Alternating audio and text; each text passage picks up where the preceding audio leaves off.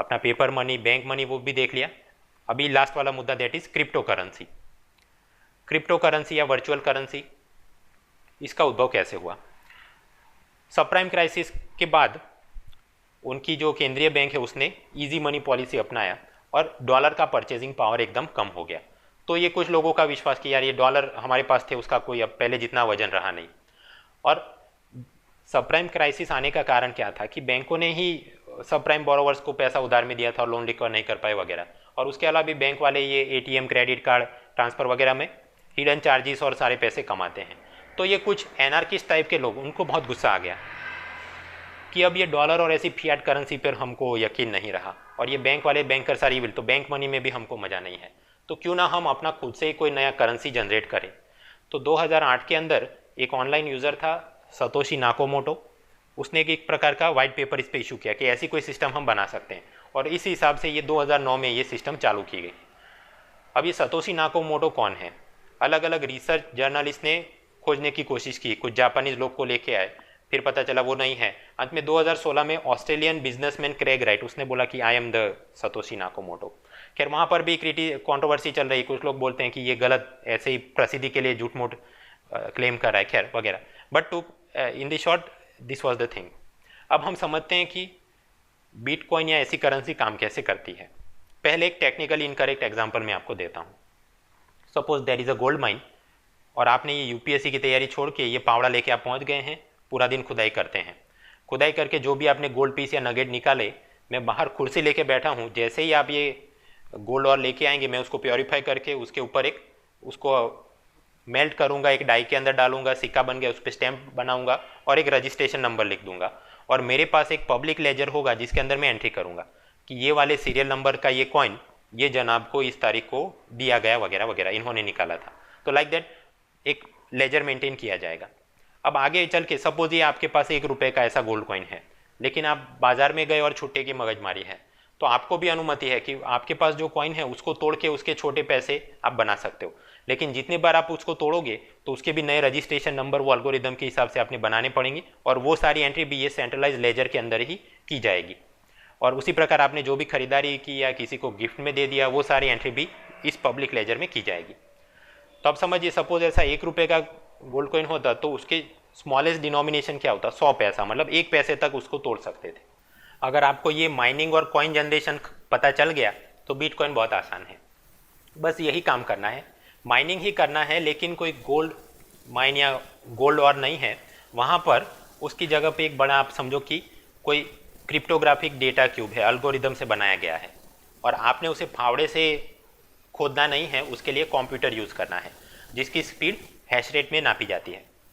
तो ऐसे कंप्यूटर की मदद से आप ये माइनिंग कर रहे हो एक बड़े से ऐसे वर्चुअल डेटा क्यूब का, और वहाँ पर मैक्सिमम ये जब कॉइन पूरा माइन, ये पूरा ब्लॉक जब माइन हो जाएगा तो उसमें से 21 मिलियन बिटकॉइंस निकलेंगे। धीरे धीरे अभी माइनिंग हो रहा है तो थोड़े थोड़े कॉइन निकल रहे हैं, बट यहाँ पर भी शर्त यही है कि जितनी बार कॉइन जनरेट होगा तो एक पब्लिक लेजर है, वहाँ पर उसका रिकॉर्ड मेंटेन किया जाएगा कि ये वाले अकाउंट से ये वाला यूज़र अपने कॉइन कंप्यूटर से माइनिंग कर रहा था और एक बिटकॉइन निकला, तो लाइक दैट वो पब्लिक लेजर में चला जाएगा।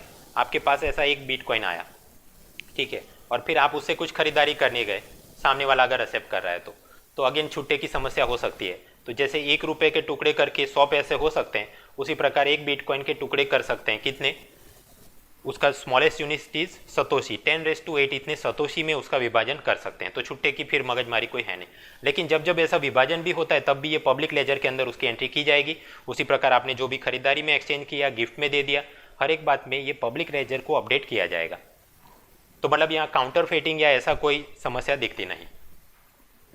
जैसे पेटीएम का वॉलेट होता है, ऐसा ही बिटकॉइन का भी वॉलेट दिखता है कि आप सेंड रिसीव बिटकॉइंस, और अपना जैसे ईमेल होता है कि लेट अस से mrunal@gmail.com, राइट, सेम वे आपके बिटकॉइन वॉलेट का भी ऐसा पब्लिक एड्रेस हो सकता है 17C9B4 विचित्र कोई भी। और जैसे अपना पासवर्ड होता है ईमेल में, उसी प्रकार यहाँ प्राइवेट की होती है, वो भी ऐसा विचित्र प्रकार का लंबा कोड होता है। अदर देन दैट यहाँ ये अकाउंट के अंदर कोई name, IP address, phone number, KYC कुछ नहीं, कोई भी खोल सकता है अकाउंट, कुछ भी पैसा ट्रांसफ़र हो सकता है, मतलब बिटकॉइन ट्रांसफ़र हो सकता है। अब इसी पर से 2016 में यूपीएससी ने प्रीलिम में प्रश्न पूछा, सही विधान आप बताइए, bitcoins are tracked by central banks of the countries, संभव है क्या? नहीं संभव, कोई फ़ोन नंबर IP एड्रेस कोई तो रिकॉर्ड वो रजिस्ट्री में है ही नहीं। Anyone with bitcoin address can send and receive bitcoin from other party, सही है। Online payment can be send without either party knowing the identity of other, ये भी सही है। ऐसा तो mrunal@gmail जी नहीं है, इधर तो कोई 17v9c4 कुछ कुछ चल रहा है पब्लिक एड्रेस, तो हम एक दूसरे की आइडेंटिटी ना पता हो फिर भी काम कर सकते हैं। तो एलिमिनेशन मेथड से आप जाएंगे, पता चलेगा answer is B 2 and 3 only. खैर, तो मतलब कि ऐसे एनार्किस्ट टाइप के लोग शौकिया रूप से उन्होंने ये बिटकॉइन जनरेट करना शुरू किया और शौकिया रूप से ही आपस में वो उससे चीज़ वस्तुओं का ट्रेडिंग भी करते थे। अब नए लोगों को इसमें ज्वाइन होने की इच्छा हुई, लेकिन उनके पास इतना समय या ऐसे पावरफुल कंप्यूटर नहीं थे कि वो खुद से माइनिंग करने को बैठे। तो वो क्या करेंगे, अपना डॉलर लेके आएंगे और उसके बदले कि हमको भी बिटकॉइन दे दो और हम ये गेम में ज्वाइन करना चाहते हैं। तो फिर mt gox और इस प्रकार की कुछ ऑनलाइन वेबसाइट्स अस्तित्व में आई, जहाँ पर आप डॉलर जमा करते और सामने वो आपको एक्सचेंज में बिटकॉइंस दे देते थे। अब आप समझिए, जब तक बिटकॉइन एक शौकिया स्वरूप से काम हो रहा था, हॉबीस्ट, तब तक कोई दिक्कत नहीं थी, लेकिन जैसे ही आप डॉलर को इक्वेशन में लाएंगे तो सारे गैर कानूनी काम शुरू हो जाएंगे। जैसे अपना फ्लिपकार्ट अमेजोन पे किताबें बिकती हैं, एक सिल्क रोड नाम की वेबसाइट बन गई, वहाँ पर कोकेन, ड्रग्स, ये सारी चीज़ों को बिटकॉइन के सामने बेचा जाता था। और फिर क्या करेगा ये मालिक या ट्रेडर, वो अपने बिटकॉइन वो ऐसी साइट पे एक्सचेंज करके उसके डॉलर निकाल लेगा, and like that they will go on. Similarly terror finance, tax evasion और वो पूरा हवाला और नेटवर्क वगैरह ऐसे गलत कामों में भी बिटकॉइन का उपयोग होने लगा। वाई? क्योंकि it is possible to transfer this exchange this digital currency into fiat money like dollar and rupees. ऐसे कुछ मतलब गलत साइट चल रही थी। 2013 के अंदर एक बिटकॉइन की ऐसी एक्सचेंज करने वाली साइट पर कीमत क्या थी, $190। 2014 में $490 और 2017 मैंने अभी थोड़े दिन पहले सर्च किया तो एक बिटकॉइन की कीमत $1010। मतलब ऐसे लोग जिनको ये करेंसी चाहिए और वो एक्सचेंज करना चाहते हैं। और ये दाम ऐसे बढ़ क्यों रहे हैं? क्योंकि कुछ लोग स्पेकुलेट कर रहे हैं कि आज अगर मैं बिटकॉइन खरीद के रखूँ तो भविष्य में और लोग इसको खरीदने की इच्छा रखेंगे, तो मैं फिर ऊंचे दामों में बेच के मैं माल हो जाऊँ। अब हमको भी ये इच्छा हो जाए कि भाई ये UPSC की तैयारी छोड़ो और यही काम करते हैं, अपने कंप्यूटर में सॉफ्टवेयर डाल के बिटकॉइन जनरेट करना शुरू करो, तो वो नुकसानी का धंधा होगा। बिकॉज ये बिटकॉइन जनरेट करने के लिए जो माइनिंग के कंप्यूटर होते हैं वो इतने पावरफुल चाहिए, लाखों रुपए का उसका खर्चा। अदरवाइज आप अपने ये फटीचर लैपटॉप या कंप्यूटर से करेंगे तो पूरा महीना कंटिन्यूसली आप अपना लैपटॉप चालू रखो, फिर भी 0.00000 सम बिटकॉइन विल बी जनरेटेड, और उसके सामने लाइट का खर्चा, इंटरनेट का खर्चा, स्पेयर पार्ट अपने जो डेप्रिशिएट हो गए, तो मतलब ये लाख के 12,000 नुकसानी का धंधा है। एंड सेकंडली RBI इसके खिलाफ है। 2013 में रघुराम राजन ने एक प्रेस नोट इशू किया जिसके अंदर उन्होंने लोगों को बिटकॉइन से आगाह किया, चेतावनी दे दी। मैं ये पूरा पढ़ूंगा नहीं, लेकिन फलसफा कुछ इस तरह है कि ये बिटकॉइन को किसी भी सेंट्रल बैंक या गवर्नमेंट ने इशू नहीं किया है, इसके बैकएंड में कोई भी गोल्ड, सिल्वर या ऐसी कोई, it is not a representative money like that, इसकी कोई अपनी इंटेंसिक वैल्यू है नहीं, तो आप इसकी मदद से कोई खरीदारी वगैरह करो तो it is not a legal tender, है ना। और ये सिल्क रोड जैसी वेबसाइट वो गलत काम में भी जुड़ी हुए हैं, तो आप भले अच्छे उद्देश्य से या केवल आउट ऑफ क्यूरियोसिटी जा रहे हो, फिर भी हो सकता है कि आपको पुलिस पकड़ के ले जाए, तो मतलब कि इससे दूर रहना चाहिए, ऐसा लंबा चौड़ा उन्होंने प्रेस नोट दिया था। तो ये बात हुई दिसंबर 2013 तक कि Reserve Bank warns against bitcoin use. लेकिन अब अचानक से पूरी हवा पलट गई है। 2016 के अंदर एक नई न्यूज़ आई कि RBI will study the blockchain technology, bitcoin जो चलता है उसके बैकएंड में ब्लॉकचेन टेक्नोलॉजी, तो RBI to study the blockchain technology to curtail paper currency. फिर ये 2017 में रिपोर्ट आया कि RBI उसकी एक संस्था, they are testing the technology behind bitcoin. और एक और 2017 जनवरी में रिपोर्ट आया कि यस बैंक वालों ने ये बिटकॉइन की ब्लॉकचेन टेक्नोलॉजी की मदद से अलग अलग कंपनियों को डिजिटल सिस्टम में बनाने में मदद कर रही है। तो अब ये प्रश्न होता है कि भाई बिटकॉइन तो ये गैरकानूनी चीज़ है, ऐसा अब तक हवा चल रही थी और अचानक से कि ये स्टडी और रिसर्च क्यों हो रहा है, समझते हैं। अभी के लिए ऑनलाइन बैंकिंग और ये पूरी इलेक्ट्रॉनिक पेमेंट सिस्टम कैसे चलती है, जैसे आपका you are a Google user, तो आपके सारे यूज़र नेम पासवर्ड वो गूगल के सर्वर में होंगे, आप याहू के यूज़र है तो वहाँ पर होंगे, राइट, और ईमेल वगैरह भी वहाँ पे होंगे। सो सेम वे जो बैंक हैं तो उनके अपने सारे कस्टमर का डेटा, उनका पैसा कितना आया गया वगैरह, हर एक बैंक का अपना कोर बैंकिंग सॉल्यूशन टाइप का पोर्टल होता है। तो SBI का समझ लो, एक्सिस बैंक वगैरह वगैरह। नाउ आप एटीएम में जाके अपना कार्ड उसमें डालते हैं तो वो सारा डेटा एक एनपीसीआई नाम की संस्था है, उन्होंने एक प्लेटफॉर्म ऑनलाइन बनाया है, नेशनल फाइनेंशियल स्विच एनएफएस, समझ लो कोई प्रकार का सर्वर साइट कुछ है। तो एटीएम से वो डेटा जाएगा एनएफएस में, ठीक है, और एनएफएस में वो उसे डिकोड करेगा कि ये भाई इस वाले बैंक का अकाउंट है, तो उस हिसाब से उस बैंक के कोर बैंकिंग सॉल्यूशन पोर्टल में चला जाएगा, यहाँ चला जाएगा, यहाँ चला जाएगा। सो लाइक दैट एटीएम से ट्रांजैक्शन होते हैं।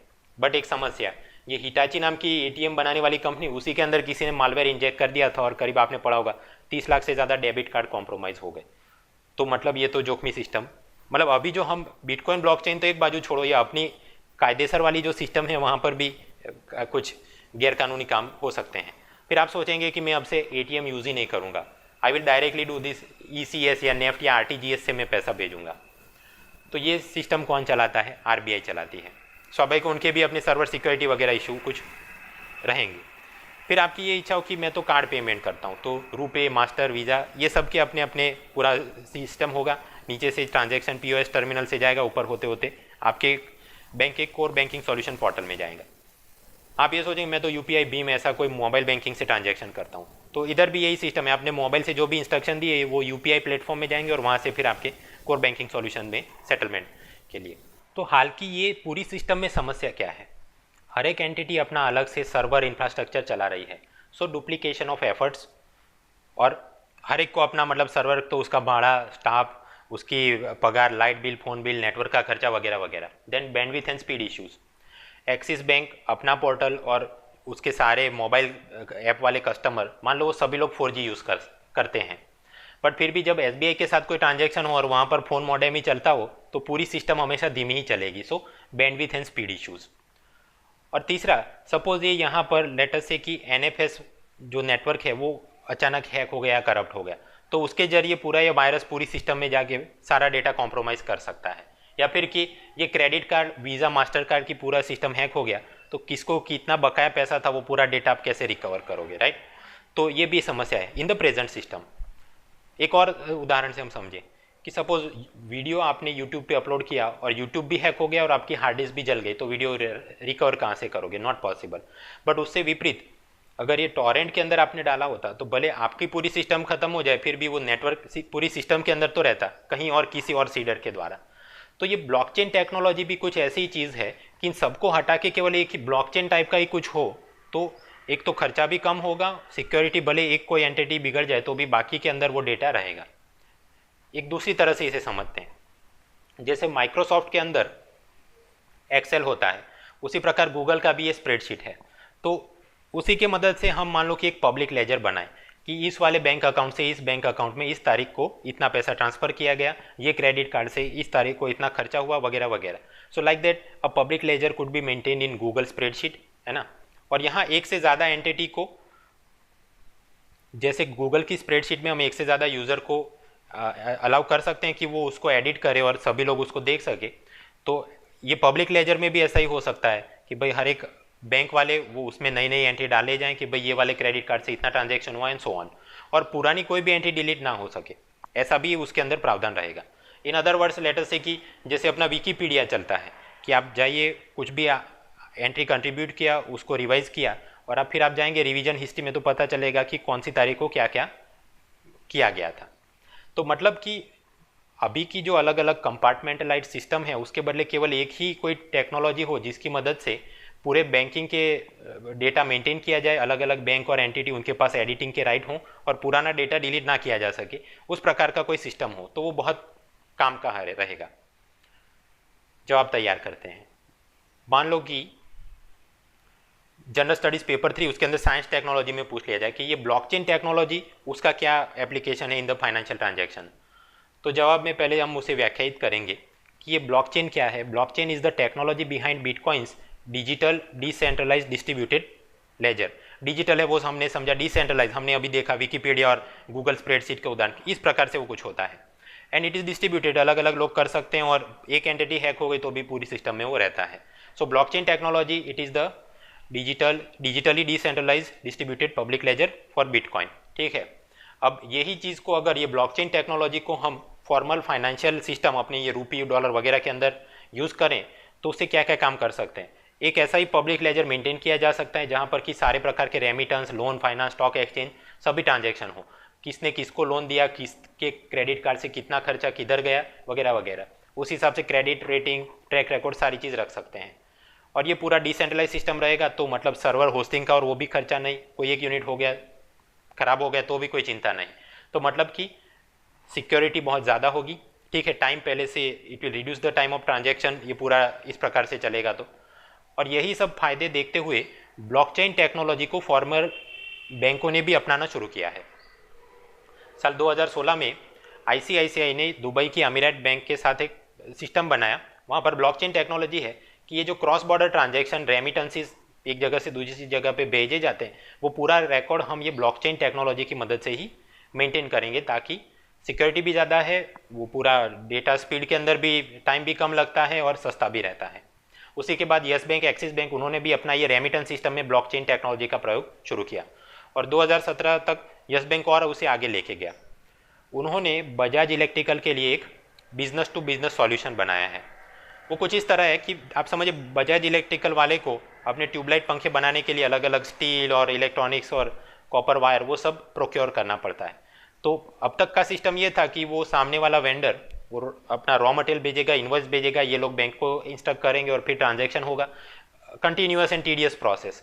उसके बदले उन्होंने भी यहाँ पर भी ब्लॉकचेन ही कर दिया। तो सामने से इंस्ट्रक्शन आएगा, इधर से पेमेंट जाएगा, पूरा एक डिसेंट्रलाइज लेजर टाइप की सिस्टम, पहले से सस्ती है, स्पीडी है और सिक्योर है। तो मतलब ब्लॉकचेन टेक्नोलॉजी के फॉर्मल फाइनेंशियल सिस्टम में ये कुछ अल्टीमेटली डेटा कीपिंग और ट्रांजैक्शन का रिकॉर्ड रखने के लिए उपयोग हैं। अब आरबीआई और सरकार का ब्लॉकचेन टेक्नोलॉजी के ऊपर क्या रुख है परीक्षा में लिखने के लिए? हमने देखा कि 2013 तक तो राजन भाई का रुख ये था, ये तो स्कैम वाला चीज़ है, दूर रहना चाहिए। लेकिन हाल की तारीख में आरबीआई का क्या रवैया है? साल 2016 में आरबीआई के डेप्यूटी गवर्नर एचआर खान ने ये बोला कि हम एक कमेटी बनाएंगे और ये ब्लॉकचेन टेक्नोलॉजी को उसका उपयोग करके हम कैसे पेपर करेंसी का प्रयोग कम कराएं और डिजिटली सारे ट्रांजैक्शन हो सके, ऐसा कुछ सोचते हैं। 2017 में आरबीआई की एक संस्था IDRBT, उन्होंने इसके ऊपर एक वाइट पेपर इशू किया और एक पायलट टेस्ट भी कर रहे हैं।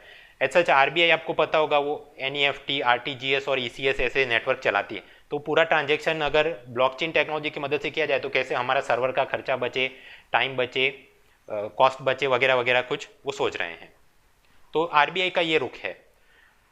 फाइनेंस मिनिस्ट्री ने डिजिटल पेमेंट को प्रमोट करने के लिए एक रतन वत्तल कमेटी बनाई थी। उन्होंने अपना रिपोर्ट दिया, वहाँ पर भी उन्होंने ब्लॉकचेन टेक्नोलॉजी की प्रशंसा की है कि इस टेक्नोलॉजी की मदद से हम ये सारे फाइनेंशियल इलेक्ट्रॉनिक ट्रांजैक्शन उसको मॉनिटर किया जा सकता है कम लागत के अंदर। और इससे फ़ायदा क्या होगा, जो भी ये क्रेडिट कार्ड वगैरह के अंदर हिडन चार्जेस होते हैं वो पहले से अपेक्षा कम हो जाएंगे, क्योंकि अभी वो कंपनियों को भी पहले से कम खर्चा लगेगा सर्वर वगैरह के अंदर। रतन वत्तल ने तो यहाँ तक बोला कि आरबीआई वाले ये जो पेपर करेंसी इशू करते हैं तो स्वाभाविक है उसको इशू करने में भी खर्चा, प्रिंट करने का भी खर्चा होता है, उसकी नकल भी बनाई जा सकती है। लेकिन उसके बदले अगर वो डिजिटल करेंसी ही इशू करें, अपने कंप्यूटर में कुछ टाइप करें और बैंकों के साथ उस प्रकार से कुछ लेन देन हो जाए, है ना, तो इट विल बी वो पेपर करेंसी से सस्ते में काम हो जाएगा, टैक्स विजिलेंस बढ़िया होगा और उसका नकल बनाना भी, फेक करेंसी बनाना भी असंभव होगा। तो ये सारे ब्लॉकचेन टेक्नोलॉजी, डिजिटल करेंसी के कुछ, क्रिप्टो करेंसी वगैरह के कुछ लाभ आप सोच सकते हो। तो मित्रों, अपनी 171 सीरीज़ के अंदर फर्स्ट पिलर, वहाँ पर मनी का एवोल्यूशन हमने देख लिया कि commodity money, metallic money, paper money, वो वापस इसलिए देखा क्योंकि limited and unlimited legal tender और डिमोनेटाइजेशन के पॉलिटी वाले एस्पेक्ट वो समझ लिए। बैंक मनी, उसकी थोड़ी बात करी। क्रिप्टो करेंसी, वो ब्लॉकचेन के अनुसंधान में वापस उसको पढ़ लिया।